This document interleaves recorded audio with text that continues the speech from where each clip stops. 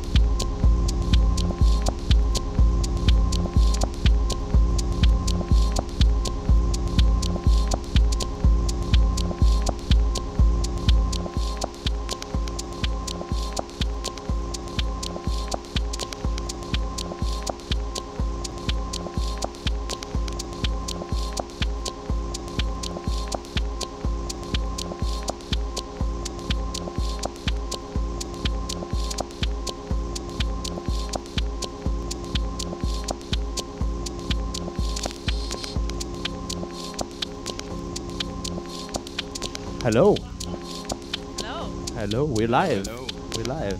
Thank you for the first track. It's really the kind of mood I wanted to start with. Yeah, it's very textured. Yeah. And yeah, it's by Jan Jelinek, one of his first albums that Yeah. quite a lot of people know from 2001. And he's from Hamburg, and Paul is German too. You were. I didn't even do introduction anything, which is going Okay. freestyle. But how did you select the music today? You said that you had a way of doing it, which was very creative. It's the word of the day: creativity. Creative. Yeah, actually, Pauli and I were sitting at my spot just before, and she brought some of her vinyls, some of the vinyls she got from her mother, some from her collection. We're listening through some stuff. So we ended up making a selection of records and tracks that represent these different phases that we're going through. Perfect. And also, interestingly enough, Yeah. most of these artists we both listen to, but in different times of our lives, maybe. Also So- together. Not together. This was the Okay. first time that we listened to them together. Okay. I think I need to give a little bit of context. Yeah. Sorry. I think so. Just Jumping straight into it. jumping straight into it. That's yeah. I'm gonna say it why. Good afternoon, everyone. Once again, starting and giving the way for Saturday at the Radio Panini. This is Nomadi. Is the show about nomadic life and about the people that I meet in my journey that I want to tell about. And I've been chasing you for a long time. We've been chasing each other for a long time. our lives are hectic, and yeah, architects work day and night, every day, no weekends, everything. Yeah. Like but clubbers. yeah, like clubbers. Yeah, literally. Yeah. Same. Yeah. But I'm very happy to have here with me Pauli and Emil, representing archival studies, but here to tell their beautiful story about their life and how they became nomadic. I think, Emil, you're gonna help me because I've been told that I am excluding Danish people from this show. And actually, it's not true because Because here I am, Yes. being Danish. Yes. And there's another night. Yeah. Get over here. Yeah. Representing in the best way possible today. But yeah, the reason is I'm really interested in your story, in what you're currently doing with archival studies. But I want to know from the start. We've been talking about how I structured this show in this like departure, arrival, and stay. And I would like to start with what it's been, because I think I don't know a lot about this part of your life, which is the departure. So the reason why you decided to take the way out, and what did you do? What was actually? I'm interested in knowing what was the reason why you decided to go away and take the way. There was some struggle. There was some emotional something, or was just like, I don't know, it's just the only university that wants me in, so I have to go there. Yeah. You can start, Pauli, I if you mean, want. Should I start? Yeah. Okay. Yeah, my departure. I was actually thinking about this, preparing for the show, that Yeah. I've had many departures in my life because I moved around quite a lot. But I think the one that I'm going to talk about mainly today is the one that's been the most lasting one, which was my departure from Berlin to come to Copenhagen and to join archival studies that Emil is part of founding. And that kind of happened in two steps. I studied in Berlin product design, so I don't actually have an architecture background. But I tell a lot of friends, I know, not an architect.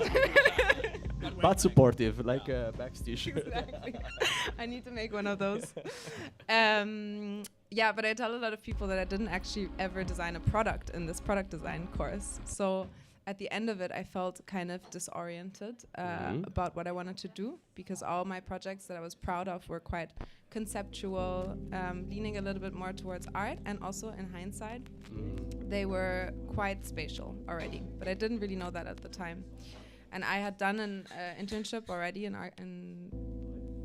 architecture, design, interior in Copenhagen, and had so many friends here. So it was a comeback, actually. It was kind of a comeback. I had to go back and finish my bachelor's in Berlin for 1.5 years. And then that was also the time with COVID, so everything was a bit messy in that time. But yeah, finishing that, I was very disoriented about what kind of designer I wanted to be. Maybe you still are. I think I am. You should be. Yeah. all creatives know this. Yeah. So I asked around, and I heard about archival studies, and I just applied, kind of out of this feeling for Copenhagen. I wanted to come back, but also because even though I wasn't in the same field yet, I saw that they were using the same concepts and the way of thinking about design that I had practiced before. And I think that's very universal for design, architecture, these kind of creative industries, that it doesn't matter about the final product or the medium in which you present your design, but it matters about the way that you're thinking. And so then that started.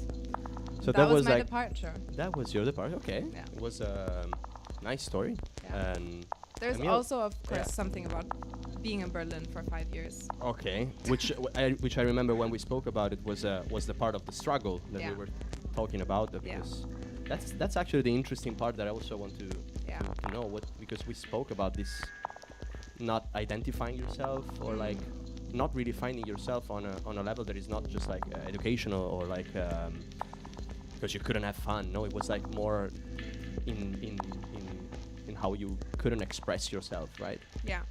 I think it had to do with a lot of things. I'm from Hamburg. Yeah. And I spent some time in the UK, but then when I moved back to Germany, I went straight to Berlin, and I was 19 or 20. So I was very young, and then I was just placed in the middle of this massive city with a lot of partying and so many people. And in the start, I also didn't know many. And it was really good for my studies in But the it was start. disorienting. But it was completely disorientating, and also was just overwhelming for such a young person. And also, this was the time that I was just building up my confidence as a designer and as a creative. And Berlin can be quite cold in the sense that people are with each other. That's how I experienced it sometimes. So I got kind of also insecure about myself as an artist there. Yeah. And through this first internship and getting to know the scene in Copenhagen, I really felt like my confidence coming back in my creativity. Yeah, being in a very creative environment can be both great because you are surrounded by a lot of inputs and you confront yourself with a lot. But if you're not that strong, and I know myself, I'm not that, like self-aware or like self-positive in general. If I am surrounded by a lot of super creative people, I always feel like super small and super like I'm really afraid of expressing myself. So it's not really an easy point being in a super creative environment. Yeah. Emil, I wanted to touch base with Emil's part also to know, because I also don't know your part of the story of how you parted from Denmark. If that's I can put a few words on it. I would. I grew up on the countryside. Is this alright? Closer. Yeah. That's cool. An hour north of Copenhagen. And Yeah. it's kind of a village where in the winter it's like a Western movie, right? Where like the hay is like going over the street, and you feel like there's only old people living up there. So I think from quite an early on, I just had this urge to experience something else, to see something else. And I think at a point that I brought to this show today is that I've never been so conscious making decisions where I'm going, but more through all the meetings with people and being kind of open to the universe and how that offers you something sometimes. Yeah. And then you just need to be aware of when those good things are appearing, and you need to trust yourself and go with the flow. And fast forward, I got a chance to move to Copenhagen when I was 17, 18. And I had a girlfriend from my high school that used to work for a textile artist. And I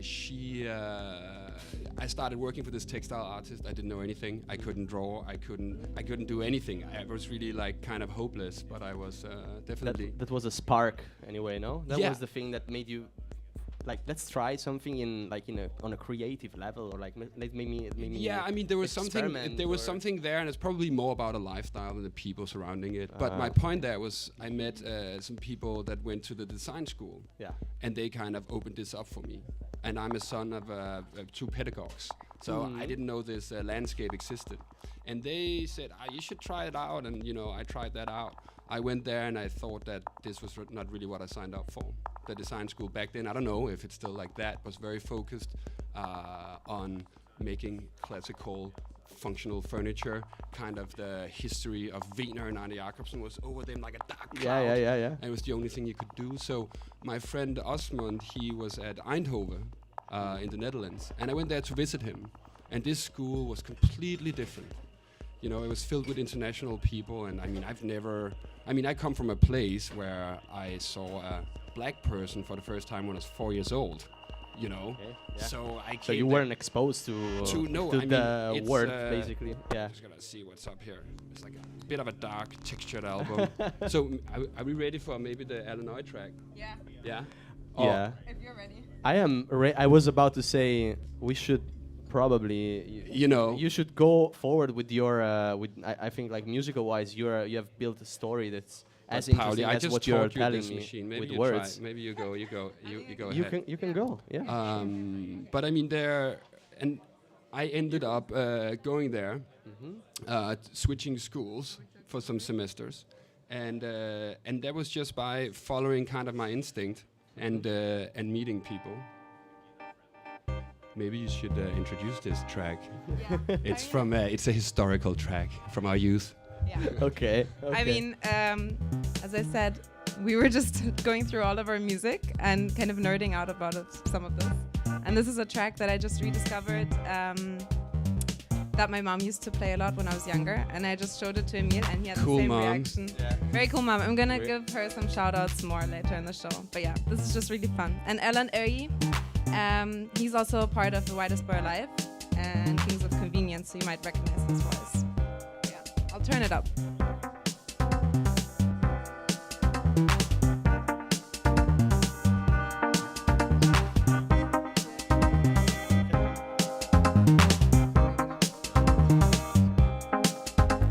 What you kept saying and what I was told never related, so I don't know. Maybe tomorrow I'll Wednesday, but I'll find excuses to wait.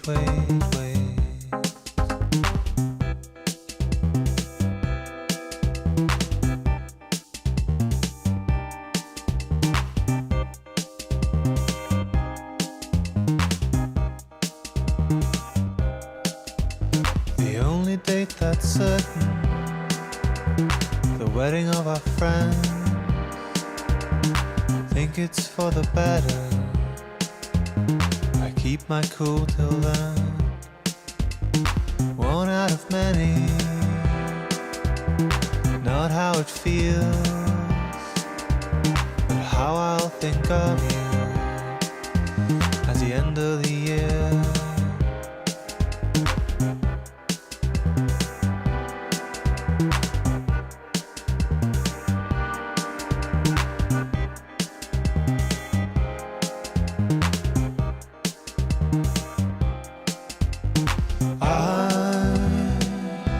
I don't know what's happening to me.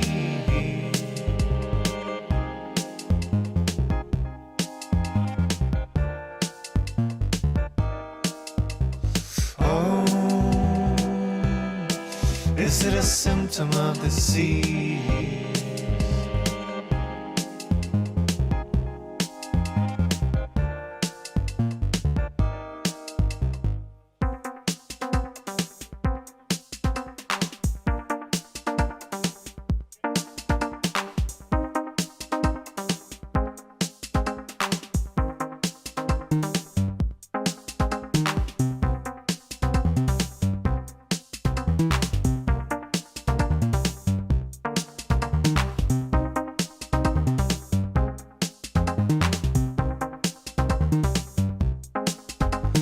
Wish I could tell you about the distance between how my life's unfolding and how I thought it would be. Wish you were someone with whom I could share what I find in the people and places in this new world of mine.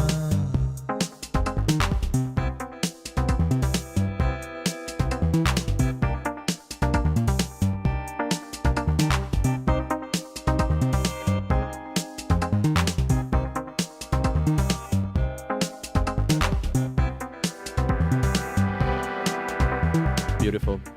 Love this track. I actually heard it this morning when you sent me. You went through my list. Yeah, I literally played the whole playlist this morning while I was preparing for 30 minutes after I woke up, and I had to rush here because I woke up too late. Yes? Okay. I think we've been freestyling a lot. Yeah. just to give a little structure. You can end your story of, I think we were talking about Eindhoven, Yeah. and that was where you actually met, Yeah. where you I experienced mean- the beautiful world of architecture and design, right? Yes. I think then I. Okay. Actually, let's put the.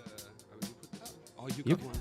I just have a. This is just a. It's called carpet, Oh, so it's nice. just gonna be there as a, Yeah, but I mean, for us to going talk. to being at that school for me completely changed my horizon of both the world, being with people from all over the world, from Asia, Europe, America, anywhere.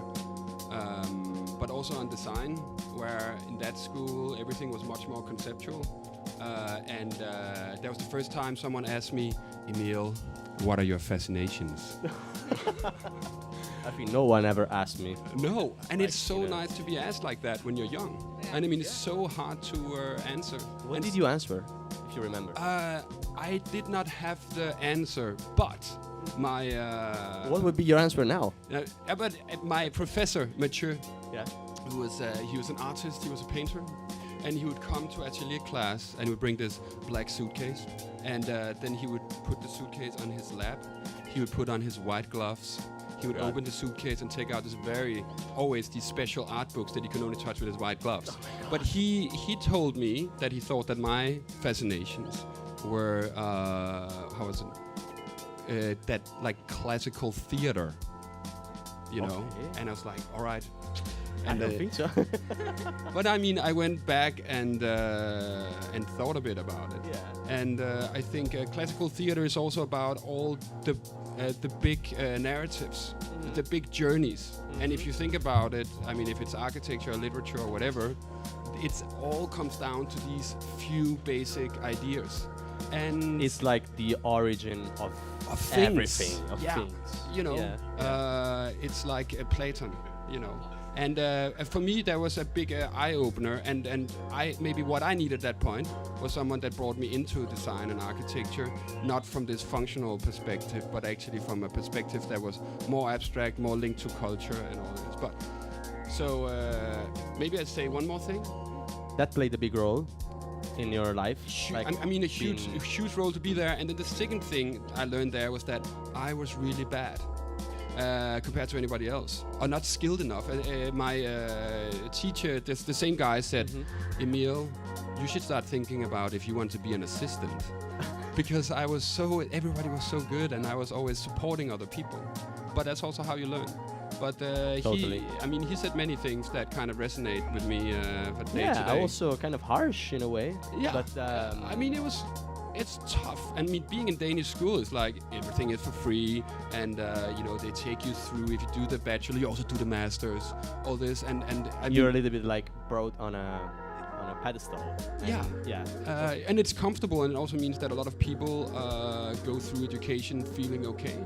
Maybe now less than it used to be, but I think the backside of the coin of the Danish society, when we speak about Denmark, is the fact that people are equal. Yeah. But it also creates a monoculture. Yeah. So that's yeah, the backside of the coin. And talking about like this educational part, Pauli, you have basically you've finished your let's call it educational, but for me that's way more than educational, because the way you study architecture and design, and probably also all the other things, compared to what I did in Italy, is completely different and has much like completely different approach to being ready for a professional experience. While when I arrived here, for instance, and I did my first internship, I never did like a technical drawing before. I didn't know like in a building site what you should do. What is that? You know, I all these things, but I knew like the name of the capital of that temple in Greece. You know, like that was very important. Yeah. But I want to know like because this coincides with your arrival, no? With your like when you arrived here, and so your educational part has been a big chunk, right? Yeah, for sure. For a bit of context, so I finished my studies in Berlin, and then I came here. And I mean, I was completely unequipped for working in the architecture industry, because I also had done a very conceptual design studies that developed me as a person, for sure, but not those technical skills. So then I learned most of that actually at Archival, and I think that's maybe also something for later about the way that we work at Archival. But I think I learned most of my skills from the people I was doing my internship with. Like the other students, student workers, architecture interns, design interns, they had all come from different parts of the world and learned different things, and we shared those skills. And then I understood that I wanted to go. Can I help you? Perfect track. Can't concentrate like that. This would be a tough one. Or maybe then we take I think we should put that one fully on. Yeah. Yeah, because then we have. Yeah. We have Take all your the time in the world. I'm gonna continue. Yeah. But through that experience, I understood that I wanted to be in spatial design, and also a lot of these people that are also here today, they studied the course that I was later going to study at KADK, the Art and Architecture and Design School here, called spatial design, which is a mix of design and architecture, kind of combining the two fields on like the more small, tangible scale. And now I just finished that. And I think what prepared me a lot for working in this industry was that I had some work experience before and the knowledge from my bachelor. And then I studied while I was working at Archival. So I could kind of To me, get that's the best like of both worlds. invaluable point. It's the opportunity that you had to be actually still finishing your educational path, but also being already introduced so much into the professional world, being supported and being also surrounded by people that were at the same time very giving you a lot of inputs, no? Yeah. Being like And also I have to say that, I mean, I was extremely lucky in that way because archival studies is not necessarily the big architecture conglomerate where, you know, thanks you're God. just a number in it. I really was part of seeing the company grow into what it is right now. And part of a lot of discussions about what design can be and what architecture can be and what our role is. And that were the same discussions as we had in the school. So it wasn't just that I had two completely polar opposite parts in my They were education. blending at some They point. were blending. That's amazing. Yeah. It was that- really such That a also good helped you mix.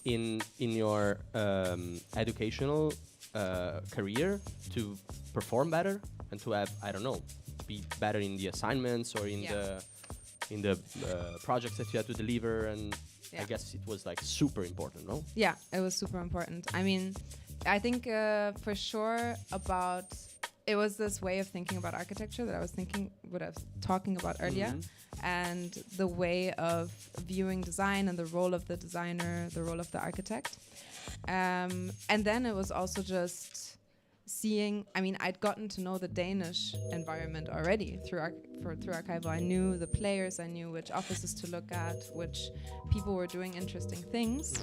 And I could also bounce back some of the ideas of my projects with people that were working with us every day. So, Which is great, and I have to say I haven't seen it happening like in all my previous experiences. The internship was much more like go there, do your models. yeah. Please go there and do these scripts on Instagram so I can post automatically. Like this was the internships I've seen where I've been in the past. But this is not the interesting part. The interesting part is, and I want to talk about, is because we named archival studies now many times. You've told about like how your educational career and professional career blended, and thanks to archival studies. How did archival studies started, and like with who, and how did it? Like, I want to know, like, what was the idea, the first idea when you said like, yes, we should do it, and why you called it like that also. Oh, lots of questions. Yeah. You can also. I mean, I met Benners, who used to be our fourth partner, my good friend Benners. We met at Eindhoven actually, and so it already started back then. If I have to talk about Archival, how it all started, You need to play a track. That would. I need to play a track, and I know we talked about that we should talk about it afterwards, but now I'm just going to talk about it first. No. That's perfect. That's so perfect. It's by Theo Parrish, and it's Heal Yourself and Move, and it's my favorite track, and it's from Detroit. And why Detroit? I mean, Theo Parrish used to be from Chicago. So he has a little bit of that warmth, you know, the Larry Heard warmth. Yeah. This is from Peace Frog recording now in '98, and it was released before he made his own label, Sound Signature, that you should check out. Let's see here. All right. So you want to talk over, or do you want to listen? Yeah. Let me talk over it. Okay. So I was in New York after Eindhoven because love took me there, and and I started interning first at a Swiss architect office. I hope he doesn't listen to this because he was kind of crazy. Yeah. So I moved up to Moss Architects up in Harlem, and coming from a very white place, it was just incredible to experience black culture. Up there, but it was in a office with two white people, from Princeton and Columbia. So it was very like academic office, and they had a CNC in the basement, and it wasn't assembled. And then I started assembling this CNC, and I think CNC is something in your life. No? You have some fetish. There's some fetish. Yeah, if you're very sad or if love escaped you, get a CNC. Yeah. No, so I was just like playing around with this, and they saw that, and they recommended me to go to Cranbrook for my master's in architecture. Because up at Cranbrook there was a professor called William Massey, or Bill Massey, who was a real like cowboy. But he was building everything on his CNC, like houses and buildings, and he would be like, I don't bring any drawings to site because I just have my computer and the CNC, all everything fits together, and blah, blah, blah. And that was also where my two partners, Jesse and Joe, Jesse, who's a very focused, incredible architect, I was so fascinated with him because he was sitting by his table with these small sticks for the first 3 months. Because we didn't have any classes. It was no curriculum. We could just do whatever we wanted. And he was building these small Nishizawa buildings, just recreating them. I was so fascinated with this guy because I have the opposite. I just need to do something all the time. Then we started talking because he got interested in the CNC. I told him some things about the CNC, and he got so quickly so good at it. And he just started innovating. We were looking a lot into these, how to take traditional craftsmanship and then how to bring it into the future with digital tools. And so the idea was you saw the CNC machine as a way to translate in a modern language the old joinery or the old way of building things together. Yeah. And I think honestly also for us it was, since we are not like blessed with an education of building things. Yeah. This was our way as architects because we had the tools on the computer and fascination with tectonics and all the stuff. And then we could actually do it, and we could be as precise as the Japanese master temple cabinet maker, carpenter. So that, I think that was the one thing. And then to have a way into architecture where the architect could become builder again, you know.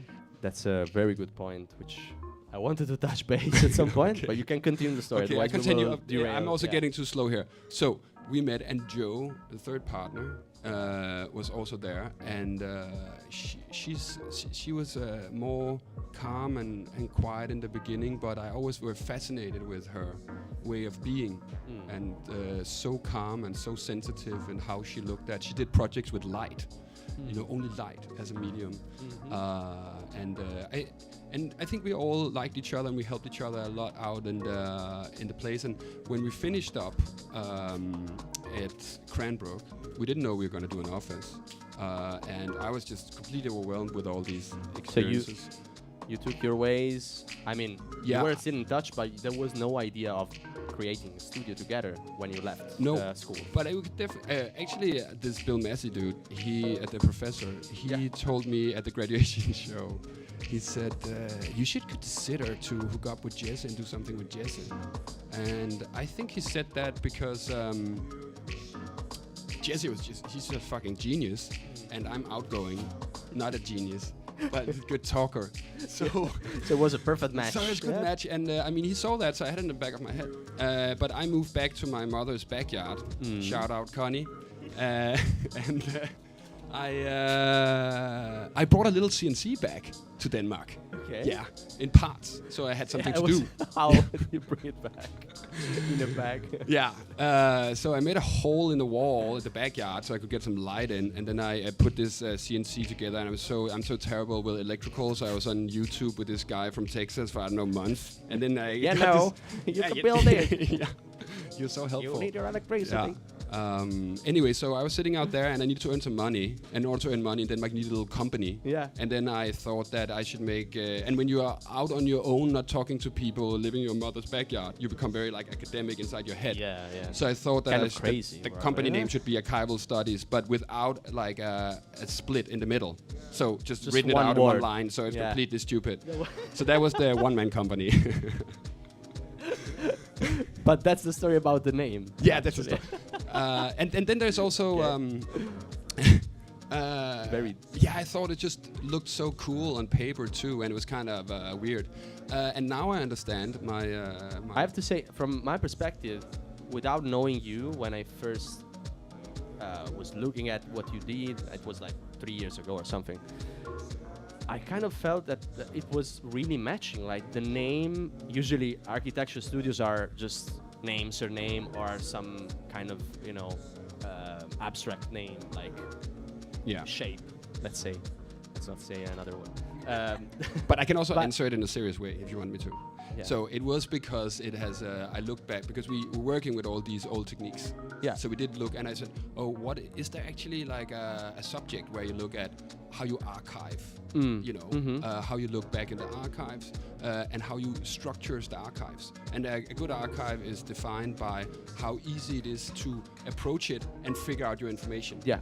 And then it's called archival studies. You can study that as a master's. And yeah, no. Yeah. So I found this, and I mean, it looked good on paper. And then what I realized now, someone told me that actually everything these days in arts is about how to readdress history to figure out how everything actually worked out. What was the reality?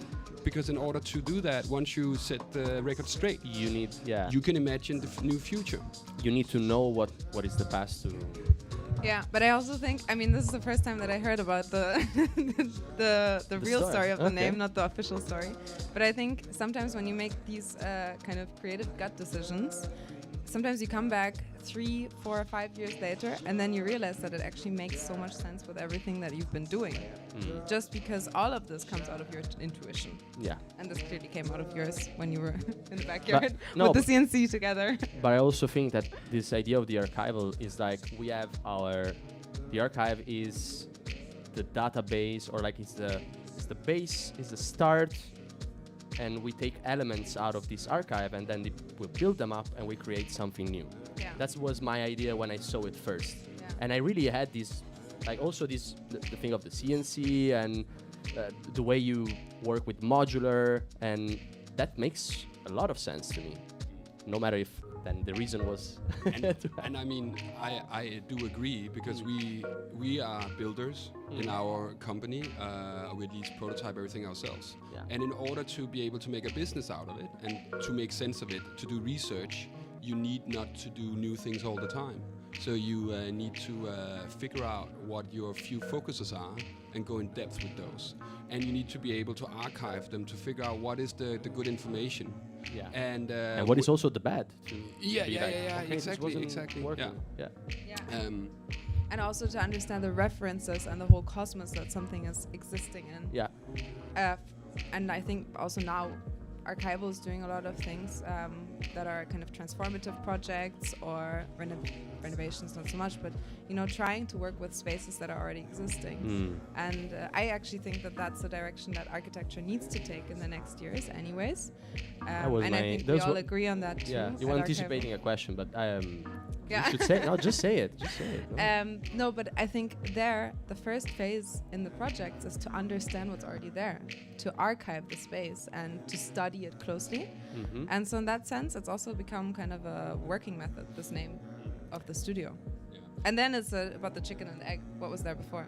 Yeah, and then What is the chicken and egg thing? no, the last thing that's also important. Now I remember Yeah. something. Yeah, yeah, is yeah. that it doesn't have people's names Yeah. as the studio name. That's we spoke about this. yeah, yeah. And maybe we could talk about this because it's a very it's a topic that I really feel, and it's something that I really also care to talk with you because you also represent now like this word, like the Copenhagen architectural and design word. And to me, as a expert or like as a person coming from somewhere else, my experience I have always seen working mainly in interior design, and I would say mainly in high end, let's call it like that, luxurious interior design, very high end. And knowing that everything I was designing I could never afford in my life, probably, that was also crazy. But I always had this feeling that I was always working for something very, very personal. And I understand that, but at the same point, I don't understand that, because I think architecture and design should be seen in a more general and democratic way as a reason to provide people solutions for whatever the need is. It's a very simple answer. I know it's a very like basic, and probably other 200 million people have said this thing before, but to me, this thing of making architecture and design so much personal and so much as a showroom thing is just, I don't care. I don't know why it's happening.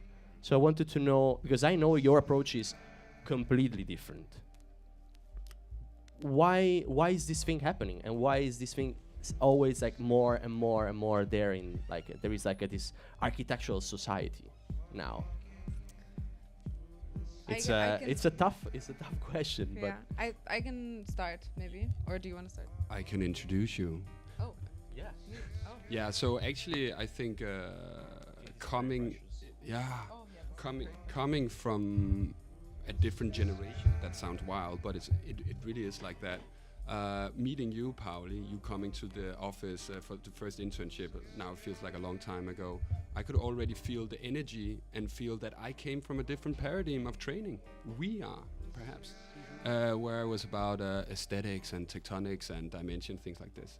And with your generation, it was about inclusion in design, about finding a sustainability like discourse, and how to work differently with it. And aesthetic is something else, and I think that's what also really one of the things you're bringing to the company.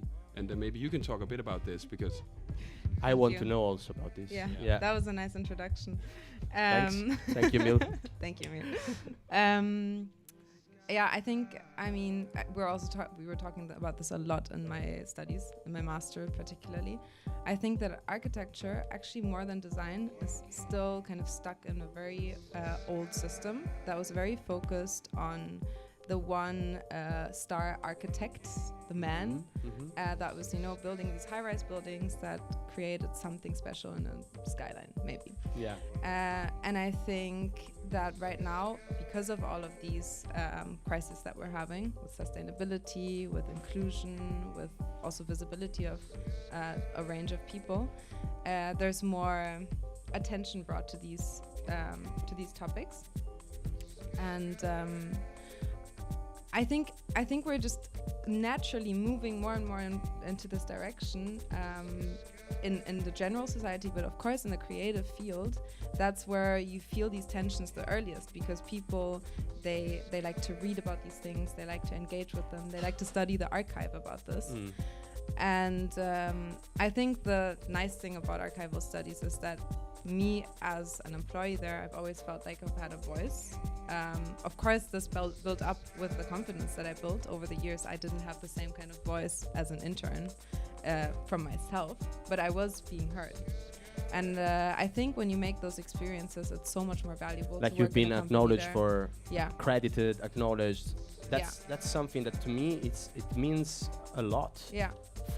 Because it's not only there is always this thing of like, okay, you are learning, or you're gaining experience, you are whatever, okay, but you're still like delivering solutions and helping. And why there is this it's so people are so reluctant on giving credits. That's something that I really don't understand.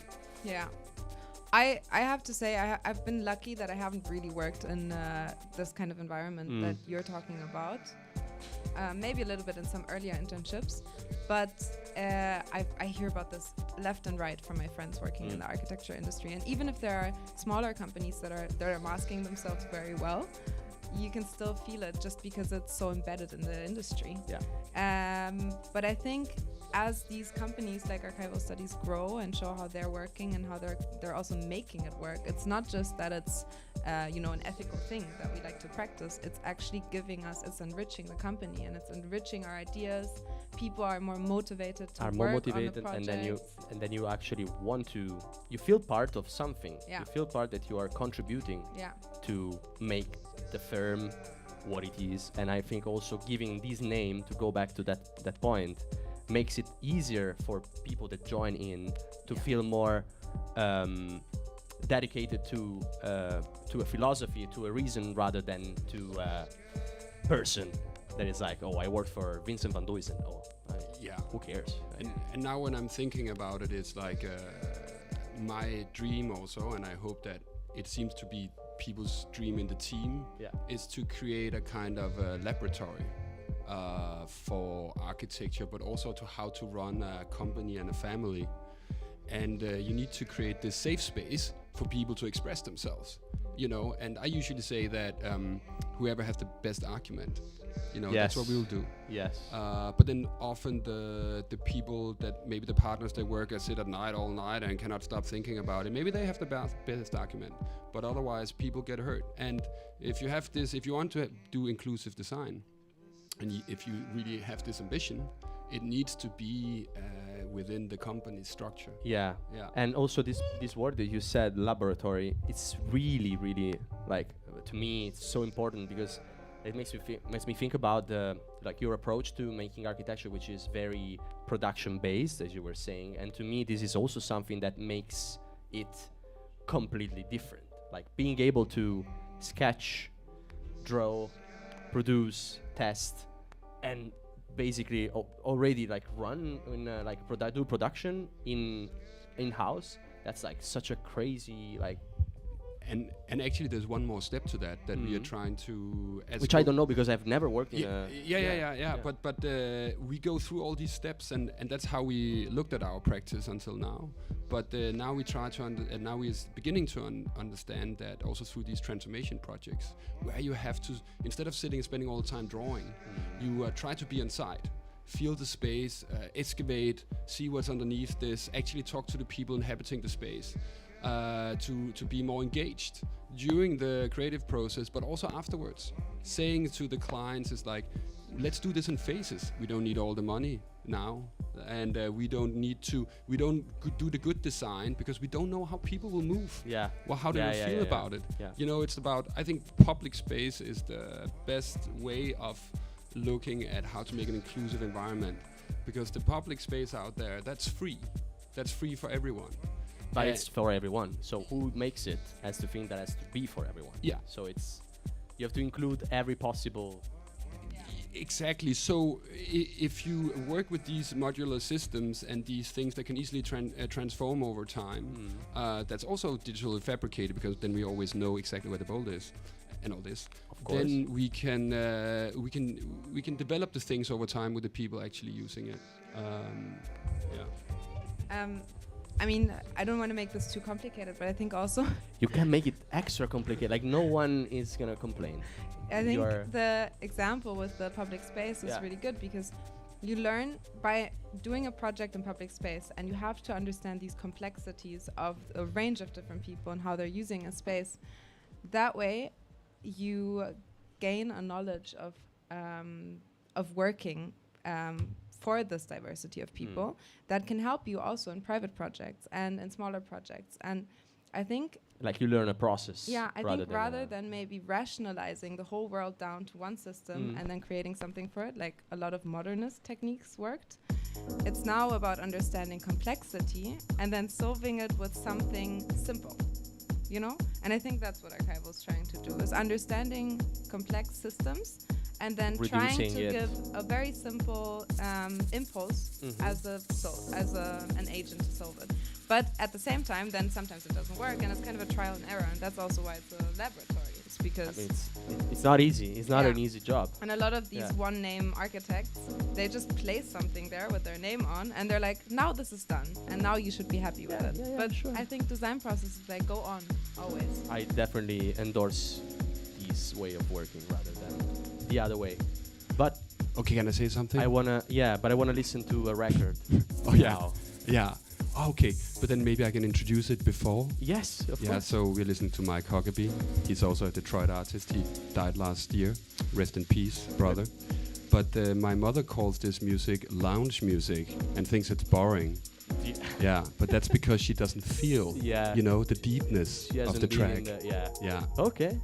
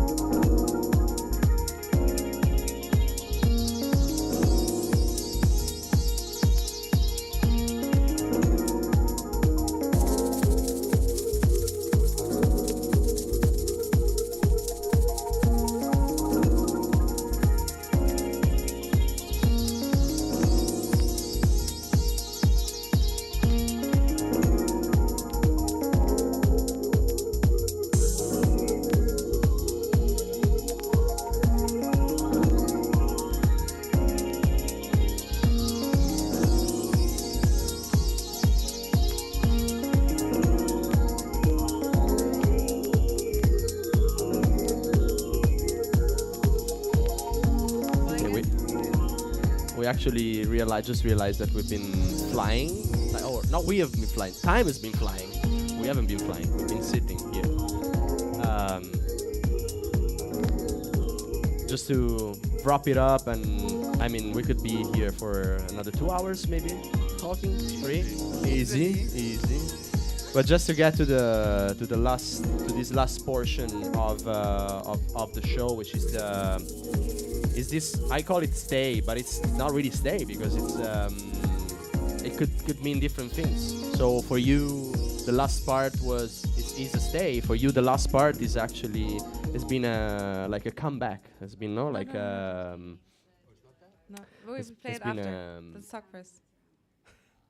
has been a comeback, right? Yeah. You came here, did your process and stuff, and then you decided to stay, and now you're starting this experience with Archival. And you, Emil, after your nomadic experience in Europe and US, then you came back, but you came back to your own country, and you decided to stay here. So I would like to know what is the reason why you decided to stay here and for you to come back to this country, and what is your projection in the future, maybe together now that you are like, I mean, not together in terms of like this, like the experience of archival studies together, where you want to go, what is the You can decide. You can also talk at the same time. And do it. I mean, yeah, I think that's also the interesting part about us coming here together, because Emil kind of came full circle and came back to Copenhagen, where he started out and founded a company with people that he met on the way. And for me, I'm still, I mean, you're definitely still on that journey as well, but for me, I'm still kind of going through the circle, and now, for now, I'm just kind of settling in Copenhagen. I love this place, and I also have a community of nomads here that are kind of with me in this, over there. And in that way, and also at Archival, I feel very comfortable. So now I'm starting out to be there full time again after I've studied, and let's see what we can do. Good luck.